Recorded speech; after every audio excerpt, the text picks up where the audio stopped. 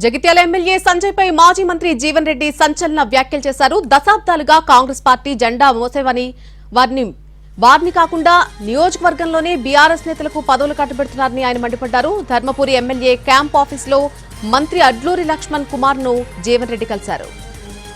బీర్పూర్ మండలంలోని శ్రీ లక్ష్మీ నరసింహస్వామి నూతన కమిటీ నియామకంపై అసంతృప్తి వ్యక్తం చేశారు. కాంగ్రెస్ పార్టీ ఓడియల్ ఎవరు ఉంటాడో వాడు ఎవడు మిగిలద్దు.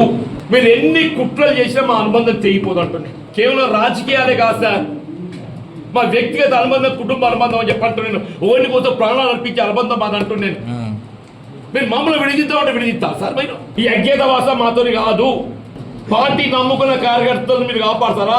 మా మా మా హక్కులు మాకు కల్పిస్తారా లేదా? దాని పేరుగా పార్టీ నమ్ముకుంటే రత్నాకర్ ఒక పెద్ద మనిషి అప్పటికెళ్ళి ఏదైతుందో పార్టీ ఒక ఐక్యంగా నిలబడటం సార్ అంటున్నాను. ఇక్కడ ఈ అవమాన బతుకులు ఎందుకు అంటున్నాను? ఈ అవమాన బతుకులు ఎందుకు అంటున్నాను?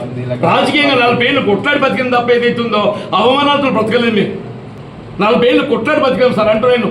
అవమానాలతో మేము బ్రతకలేదు. మానసిక హింస